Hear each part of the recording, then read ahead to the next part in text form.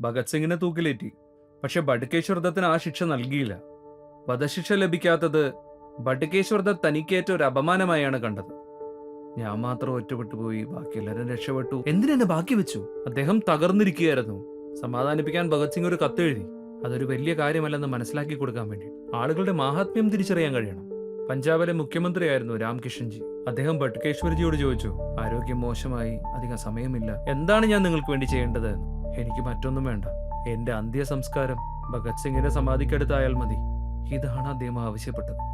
മരണശേഷവും മഹാന്മാരുടെ സഹവാസം. അതെന്താണ്? മരണശേഷം ഭഗത് സിംഗിന്റെ സമാധിക്കടുത്ത് തന്നെ സംസ്കരിക്കണം. എന്നെ ഒറ്റയ്ക്കാക്കിയിട്ട് പോയ വ്യക്തിയാ. വധശിക്ഷ ഞങ്ങൾ രണ്ടുപേർക്കും ലഭിക്കേണ്ടതാണ്. പക്ഷെ അദ്ദേഹത്തിന് കിട്ടി, എനിക്ക് കിട്ടിയില്ല. കുഴപ്പമില്ല, ഇനി കാച്ചപ്പ് ചെയ്യാമല്ലോ. ഇനി അദ്ദേഹത്തിന്റെ കൂടെ എനിക്ക് വിശ്രമിക്കണം. ഇങ്ങനെ വേണം ആവശ്യപ്പെടാൻ. ഹുസൈനി വാലയിലെ ഭഗത് സിംഗ്, സുഖ്ദേവ്, രാജഗുരുവിന്റെ സമാധിക്ക് അടുത്ത് തന്നെയാണ് ബട്കേശ്വർ ദത്തിന്റെയും സമാധി.